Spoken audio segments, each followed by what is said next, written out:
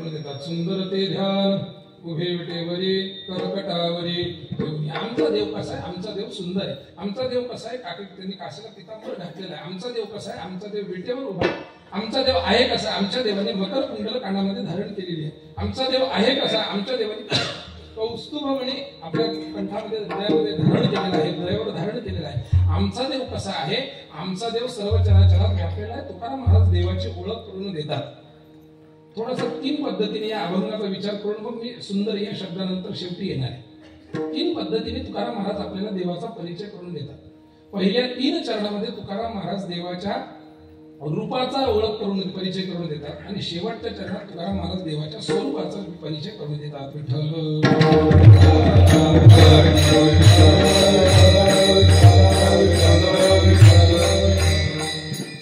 एखाद्या व्यक्तीचा आपल्याला जेव्हा परिचय करून द्यायचा असतो, तो परिचय करून देताना त्याला काहीतरी शास्त्राने निकष सांगितलेली आहे. एखाद्या व्यक्तीचा आपल्याला परिचय करून द्यायचा आहे, त्याला शास्त्रामध्ये अरुंधती दर्शन न्याय किंवा शाखा चंद्र न्याय असं सांगितलेलं आहे. कोणतीही गोष्ट माणसाला कळत असताना ती सूक्ष्माकडून स्थूलाकडे माणसाला कळत नाही. मानवी जीवनाची एक प्रक्रिया मानसशास्त्रामध्ये सांगितलेली आहे की मानवाला स्थूलाकडून सूक्ष्माकडे जाण्याची जी प्रवृत्ती आहे, माणसाचा तो स्वभाव आहे, ती एक प्रवृत्ती आहे की माणूस स्थूलाकडून सूक्ष्माकडे जातो. एकदम सूक्ष्म तत्व माणसाला सांगितलं तर ते माणसाच्या लक्षात येत नाही. परमार्थ तत्वामध्ये जर सांगायचं झालं तर भारतीय आध्यात्मिक तत्वज्ञानातलं एकदम सूक्ष्म तत्व जर आपण सांगितलं की ब्रह्म म्हणजेच माया आहे आणि माया म्हणजेच ब्रह्म आहे, पटकन लक्षात येत नाही. त्याच्यासाठी काहीतरी आधी स्थूल स्वरूपाचं उदाहरण द्यावं लागतं. अंग आणि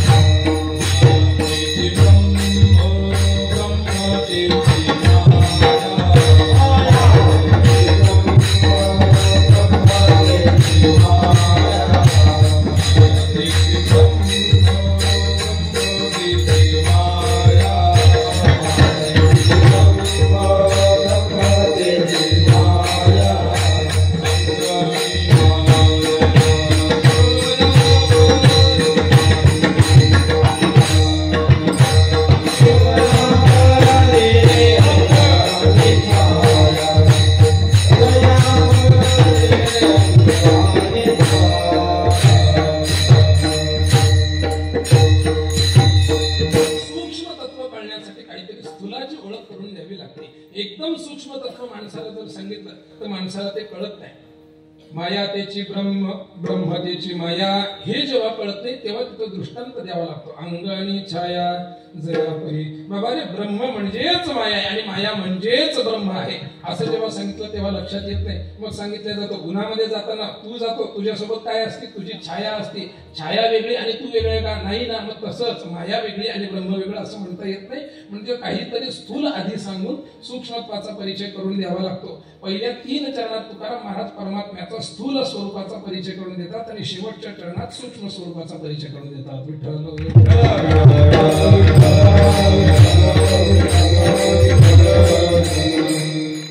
शाखा चंद्र न्याय किंवा अरुंधती न्याय असं न्यायशास्त्रामध्ये म्हणतात. ज्ञानोबा काय सांगतात? पाडव्याची चंद्ररेखा निवृत्ती दावावया शाखा दाविदिया तरी औपाधिका सेची लोका. पाडव्याची चंद्ररेखा. पाडवा म्हणजे काय?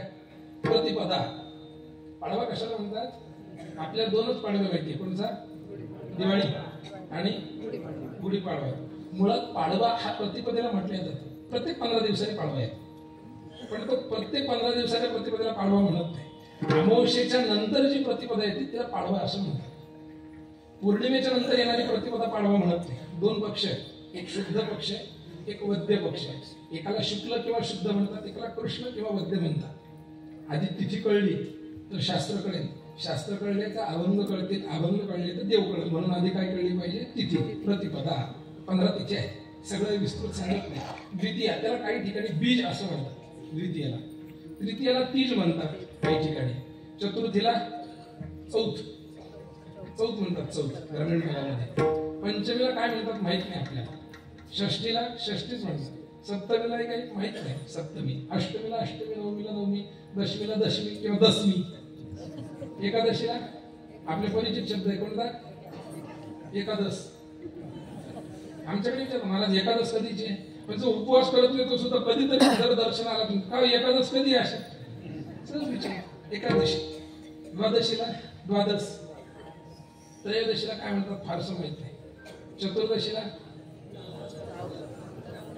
तुम्हाला नजरच मला वाटतं इकडे गेले दोन्ही वेळ. चौदस वगैरे आपलं इकडे आहे ना, चौदस व्यक्तीचं नाव म्हणून घेऊ नका. चतुर्दशीला चौदस म्हणतात. त्याच्यानंतर येते ती पौर्णिमा. त्या पौर्णिमेचं फक्त पौ काढून पौ केलेला आहे, बाकी त्याचा फार अपभ्रंश झालेला नाहीये. पौर्णिमा आणि हेच सगळे रिपीट होऊन पुन्हा 15 दिवसांनी येते ती अमावस्या, तिला अमावस्या किंवा अमावस. आणि त्या पौर्णिमेला एक नाव राहिलं पुनव. आता तिथे चंद्रबिंद्र सांगत नाही तुम्हाला, बरोबर पौर्णिमा लक्षात येईल. 15 तिथे महिन्याभरातून जी पहिली येते म्हणजे शुद्ध पक्षातली पहिली प्रतिपदा, तिला म्हणतात प्रतिपदा. त्या प्रतिपदाला चंद्राशी बारीक पोळी येते. 17वीचे स्तन्यदेसी अनाहताचा अल्लरुगासे किंवा 17वीचे अमृत पाजी झडकती तारक नौका माये सद्गुरु निर्धारी नरहरिनाथ महाराजांच्या आरतीने हे 17 पिते चकोरा चंद्रामृत कधी निघतो वगैरे वगैरे सगळा विषय बाजूला सोडून द्या. चंद्र हा कलेने वाढतो. द्वितीयेची पोर शुद्ध मानली जाते. प्रतिपदाला अगदी बारीक काहीतरी पोळी येते. ज्ञानोबा सांगतात पाडव्याची चंद्ररेखा म्हणजे प्रतिपदेचा चंद्र. निवृत्ती दावावया शाखा. माणूस असा गच्चीवरून खाली उतरला, काय सुंदर छोटीशी चंद्रकोर आहे म्हणे. बाजूचा सद्गुरू असतो म्हणे, कुठे चंद्रकोर आहे? ती काय आकाशात वर पहा म्हणे. तुम्ही वर नका पाहू म्हणलं, बाहेर गेल्यावर पहा. किंवा जे सध्या बाहेर असतील ते खरंच वर पाहत असतील. आजची नवमी आहे, पाहून फायदा होणार. आजची नवमीच आहे ना, नवमीच आहे. प्रतिपदेचा चंद्र ते दाखवलं, तो दिसतोय म्हणे. नाही म्हणे मी आता तुमच्या मागच गच्चीवरून आलो म्हणे. कुठे दिसतोय म्हणे? इकडे म्हणे. हे झाड दिसतंय? दिसतंय. या झाडाला ती एक फांदी वर गेलेली आहे म्हणे. दिसली का? दिसली. त्या फांदीला अजून एक वर फांदी गेलेली आहे म्हणे. दिसली? म्हणजे दिसली. त्या फांदीला एक छोटी डाळी वर गेलेली आहे म्हणजे दिसली? म्हणजे दिसली. त्या डाळीच्या बरोबर उजव्या हाताला पाय. हा दिसला म्हणजे. दाखवायचं काय होतं? चंद्र. आणि दाखवला काय? झाड. झाड नाही दाखवलं. निवृत्ती दावावया शाखा, डाळी दाखवली. माणसाला सूक्ष्म तत्वज्ञान सांगण्यापूर्वी त्याचा स्थूलाकडून परिचय करून द्यावा असं शास्त्र सांगतं. ज्ञानोबा सांगतात चंद्रापेक्षा म्हणजे पहिले स्थूलापासून जर जायचं असेल तर झाड स्थूल आहे, झाडापेक्षा फांदी स्थूल आहे, फांदीपेक्षा छोटी फांदी स्थूल आहे, छोट्या फांदीपेक्षा डाळी स्थूल आहे आणि डाळीपेक्षा तिच्या बाजूला असणारा चंद्र स्थूल आहे.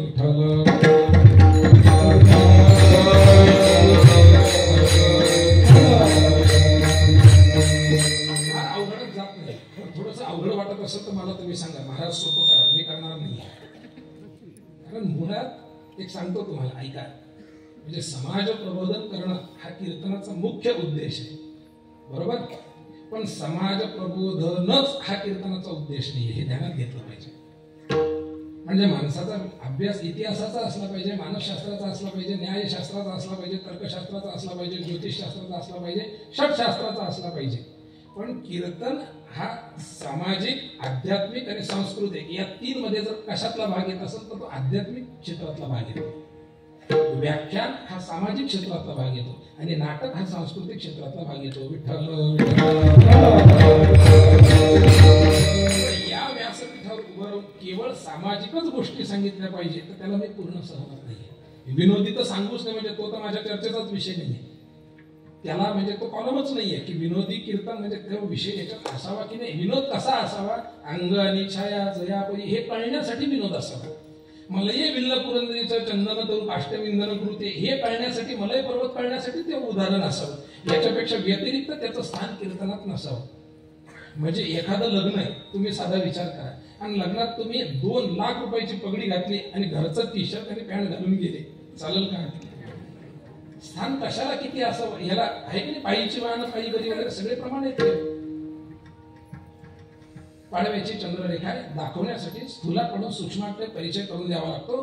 तुकाराम महाराज पहिले स्थूलाचा परिचय करून देतात. सुंदर ती ध्यान उभे विटेवरी स्थूल आहे, वीट स्थूल आहे, करकटावरी ठेवून हात स्थूल आहे, तुळशी हार गळ्यातला तुळशीचा हात स्थूल आहे, कासे पितांबर अंगात घातलेलं पितांबर स्थूल आहे. पितांबर म्हणजे काय माहितीये का आपल्याला? धोतर नाही. पितांबर म्हणजे काय? सोवळं नाही. सोवळ्याला सुद्धा पितांबर, त्याला सोवळं, मुक्त्या, कद अशी वेगवेगळी नाव आहेत. रंगीत असलं की ते काय झालं सोवळं. हा आपला गोड गैरसमज आहे. सोवळं रंगीतच असतं असं काही नाही. पंडित प्रवर गणेश्वर शास्त्री द्रविड गुरुजी फार मोठं नाव आहे. आता अयोध्येच्या 22 जानेवारीचं मुहूर्त किंवा भूमिपूजनाचं मुहूर्त किंवा अनेक मोठ्या गोष्टी सद्यस्थितीला मारुती बाबांनी साष्टांग दंडवत घालावा असं व्यक्तिमत्व आहे. आणि मारुती बाबा सुद्धा घालतात, कारण त्यांना माहिती आहे भूतलावरती वैदिक क्षेत्रातलं सगळ्यात अग्रगण्य नाव आहे. ते कधीच सोवळं घालत नाही, ते धावळ घालतात. धावळ म्हणजे पांढऱ्या वस्त्राने विणलेला एक धाग्याचा एक कपडा असतो, तो घालतात. ते कायम सोवळ्यात असतात. पितांबर म्हणजे काय, जो पिवळ्या रंगाचा आणि रेशमी वस्त्राचं जे वस्त्र आहे त्याला पितांबर म्हणावं. मग तो तुम्ही खांद्यावरही घेऊ शकता, काशीने बांधू शकता. त्याला म्हणायचं पितांबर. पिवळ्यावर, पीत म्हणजे पिवळा, पितांबर ज्याला म्हणायचं सोन्याच्या रेशमी वस्त्राने ज्याला विणलं. आमचा परमात्मा पितांबर घालतो, स्थूल आहे. आवडे निरंतर याची मकर कुंडले तळपती श्रवणे. आमच्या परमात्म्याने मकर कुंडले कानामध्ये धारण केलेली आहे. कंठी कौस्तुभ आणि कौस्तुभणे आमच्या परमात्म्याने आमच्या गळ्यामध्ये कंठामध्ये धारण केलेला आहे. हे जे सगळे परिचय झाले हे स्थूल स्वरूपातले, आणि शेवटच्या चरणाचा जो परिचय हा सूक्ष्म स्वरूपातला आहे. काय म्हणे माझे ह्याची सर्व सुखता जी आहे तो परमात्म्याचा सूक्ष्म परिचय. पण अगदी पहिले सूक्ष्म परिचय करून दिला असता तर तो माणसाला कळला नसता. म्हणून हळूहळू स्थूलाकडून परिचय तुकाराम महाराज करून देतात. विठ्ठल